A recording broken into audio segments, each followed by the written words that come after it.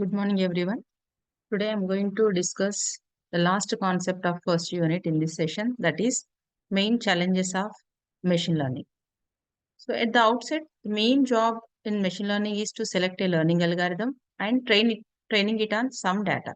So while we are selecting an algorithm, there are chances that two things that can wrong. Those are bad algorithm and bad data. So if you take the bad algorithm, it may result in overfitting the training data and it may be underfitting the training data. I'll explain what is this overfitting and underfitting in the coming slides. And another reason it may go wrong is bad data. The data what we are training a model, it may be insufficient quantity of training data, maybe non-representative training data, poor quality data, or irrelevant features. So coming to this challenges of ML, very first thing, what is big challenge is insufficient quantity of training data.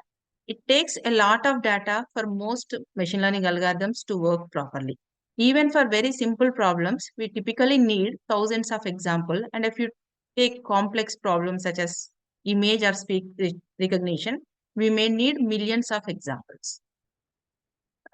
According to this Microsoft researchers, there is unreasonable effectiveness of data is showed, that is very different machine learning algorithms, including fairly simple ones, perform almost identical well on a complex problem of natural language disambiguation. That is, when you take some example here, a very known example is there, you see, two TO2, TWO2 or TOO. So these all, while reading, we say two, but coming to understanding of a particular machine learning algorithm is different. But when you train with a proper example, it is going to understand, it is going to differentiate the difference between these three once we have given enough data. It should be noted that, however, the small or medium-sized data sets are very common. It is not always easy or cheap to get extra training data. So we just should not abandon algorithms yet. We should take care of even the data, what we are feeding to a machine learning algorithm.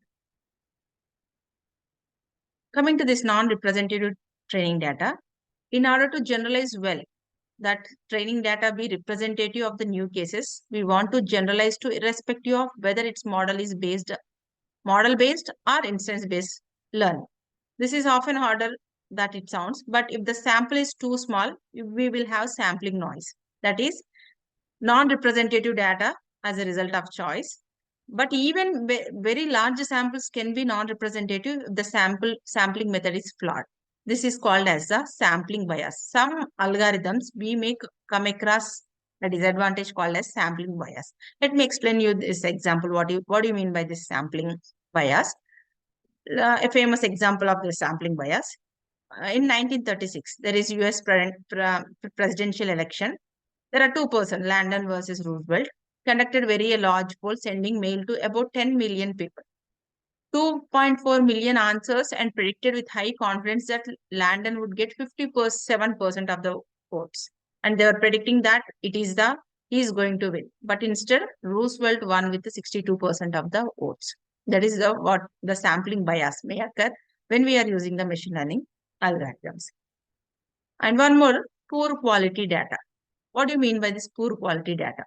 If our training data is full of errors or outliers and noise, it will make it harder for the system to detect the underlying patterns. So our system is less likely to perform well. It is often well worth the effort to spend time cleaning up the training data is more. And coming to this, the truth is most data scientists spend a significant part of their time doing just that, cleaning up the data when there is a poor quality data. Irrelevant features. When our system will only be capable of learning, the training data contains enough relevant features and not too many irrelevant ones. So what do you mean by feature? In a particular data set, what do you mean by feature? I explained in the very first class the spam filter. So when we are feeding a spam data set to a particular machine learning algorithm, what do you think that the features in that particular spam email? So when you take an email, there are few things like to address, from address, CC, BCC, and the content of the message. So these are all nothing but the features of a spam email. In the same way, each data set is going to have its own features. Based on that features only, we are going to train the machine learning algorithm. So a critical part of the success of any ML project is come with good set of features to train. So this process, generally we call it as the feature engineering. And this feature engineering involves two things. One is feature selection and feature extraction. Feature selection is selecting the most useful features to train on among existing features. We have n number of features for a particular problem, but we need not to take all n number. We can take a few of those features. And feature extraction, combining existing features to produce a more useful one. That is, we are going to reduce the dimensionality reduction algorithms. So what we have extracted, only few of that extracted features we are going to select, and we are going to create new features by gathering the new data. So these feature engineering plays an important role in the success of a machine learning algorithm. Overfitting the training data. Very first, I told you the bad algorithm may results in overfitting or underfitting. What do you mean by this overfitting? It means that the model performs well on the training data, but it does not generalize well. When you give training data, of course, it's showing you good results. But when a new data is fed to a model, it is not giving a proper results. That is what do you mean by overfitting. So when it happens, when the model is too complex related to the amount and noisiness of the training data. So the possible solutions, how we are going to overcome this overfitting is just we are going to simplify the model. That is, we are going to select one with fewer parameters, or by reducing the number of attributes in the training data, or by constraining the model.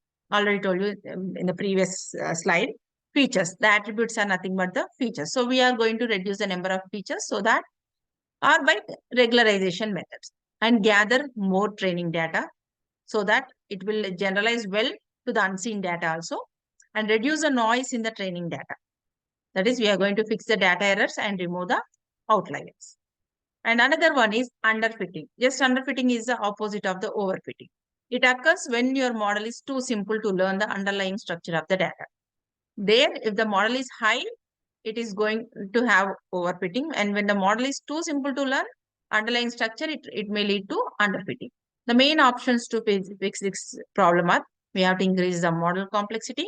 We are going to increase the number of features. If the particular features is not sufficient, we can increase the number of features, performing feature engineering and removing noise from the data, and increase the number of epochs, nothing but iterations, or increase the duration of training to get better results. Testing and validating. Once we have trained a model, we just don't want to hope that it generalizes to new cases. We have to evaluate it, and we have to fine tune if it is necessary. The only way to know how a model is generalizing to new cases is to actually try it on new cases. So deploying it straight away and seeing its performance is not a good idea. A better option is to split our data into two sets, that is the training set and the test set. The error rate on new cases is called the generalization error or out of sample error. And by evaluating the model and the test set, we get an estimation of this error. So how we are going to get the estimation is, you have trained some part of the data, and some part if you evaluate, then we are going to estimate the error. This value tells how well our model will perform on instances it has never seen before. Unseen data, how well it is performing, we will be knowing with this error. It is common. Generally, we use 80% of the data for training, and we will remaining 20% we give it for testing. And if the training error is low, but the generalization is high, it means that our model is overfitting the training data.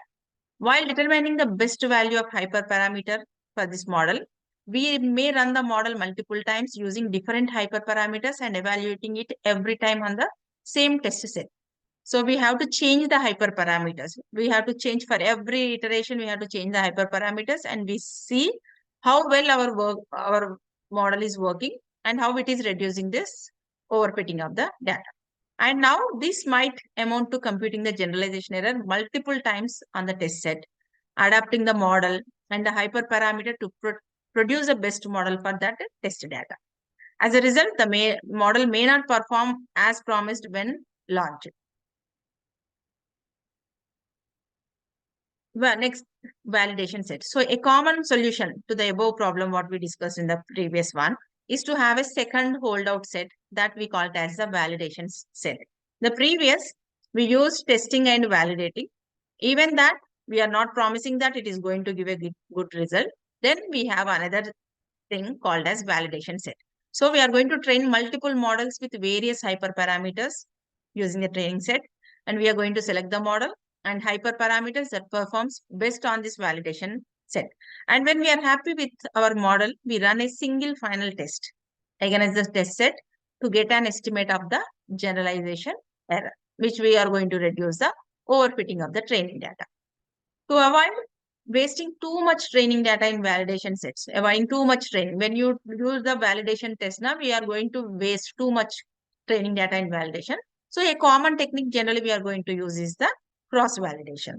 So that is the training set is split into complementary subsets. We told that already 80% of the training data we are going to use for 80% of the data we are going to use for training. In that, let us make it as 10%, 10%, 10% is one cross validation and another 10% is cross validation. Like that, we are going to split the training set into complementary subset. And each model is trained against a different combination of the subset and validated against the remaining part. So let us take first 10% and it is going to train against a different combination of other subset 10% of subset and validated against the remaining parts. Like this, if you keep on training, if you keep on validating this, there are chances that the model may less overfit to the model and generalizes well on the test data. So once the model type and hyperparameters have been selected, a final model is trained using these hyperparameters on the full training set and generalized error is measured on the test set. So once we have made it into different sets, cross-validation subsets, then if with all these things, a final model we are going to have and it is trained using the existing hyperparameters and full training data set and generalized error is measured on the test set. So in this way, we are going to overcome some of the challenges of machine learning algorithms. Any algorithm we take for a simple application or for a complex application, at very first, we may come across many challenges like maybe overfitting, maybe underfitting of the data, maybe that we may find noisy data, irrelevant features in the data.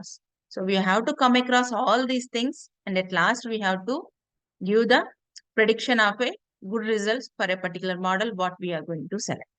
Thank you.